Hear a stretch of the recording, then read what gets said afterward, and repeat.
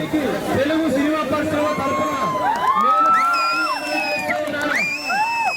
ఈరోజు Bheems బయ్యారాన్ని national level తీసుకెళ్లాడు, international level తీసుకెళ్లాడు.